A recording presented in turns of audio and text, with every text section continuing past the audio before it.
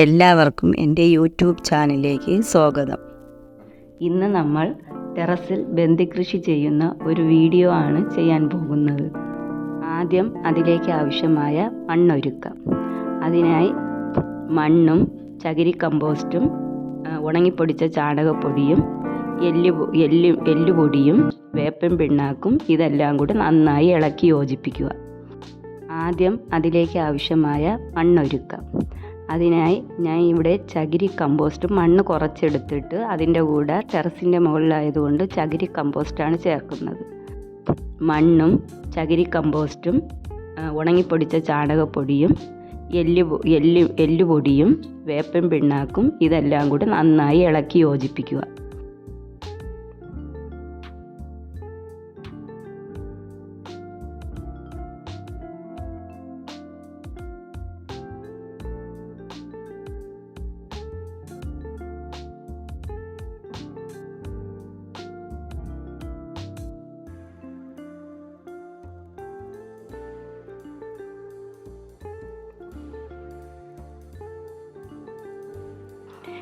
ഇതിൽ അല്പം വെള്ളം നനച്ച് ഒരു 2 ദിവസം നന്നായി മൂടിയിടുക.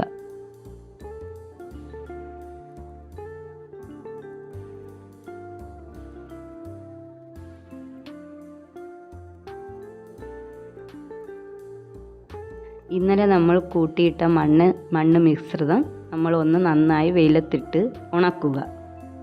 നമുക്ക് ഗ്രോ ബാഗിൽ മണ്ണ് നിറയ്ക്കാം.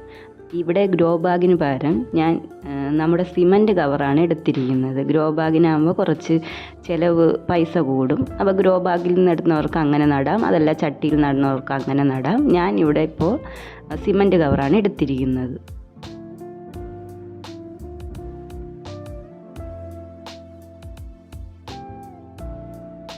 ഓരോന്നായിട്ട് നമ്മൾ ഇതിൽ നടുകയാണ്.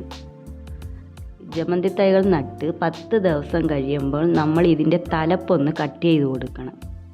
എങ്കിൽ മാത്രമേ ഇതിൽ പുതിയ ശിഖരങ്ങളും ധാരാളം പൂക്കളും കിട്ടുകയുള്ളൂ. ഇത് 10 ദിവസം കഴിയുമ്പോൾ ഇതിൻ്റെ വേരുകൾ മുകളിൽ വരും. അപ്പം വേര് വരുന്നതിനനുസരിച്ച് നമ്മൾ ഇതിൻ്റെ മുകളിൽ മണ്ണിട്ട് കൊടുക്കണം. എങ്കിൽ മാത്രമേ ആ ചെടി ബലത്തിൽ നിൽക്കുകയുള്ളൂ. അതുപോലെ പൊടിച്ച ചാണകപ്പൊടിയും ചാണകവളവും മിശ്രിത വളങ്ങൾ നമ്മൾ ഇതിലിട്ട് കൊടുക്കണം.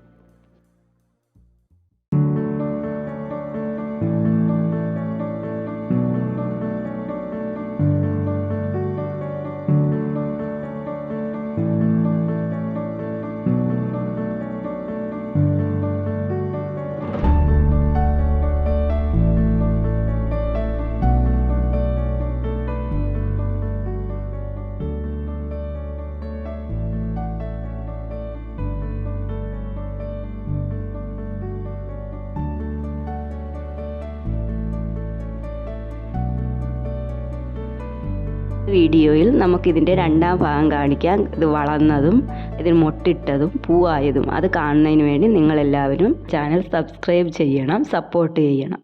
Thank you.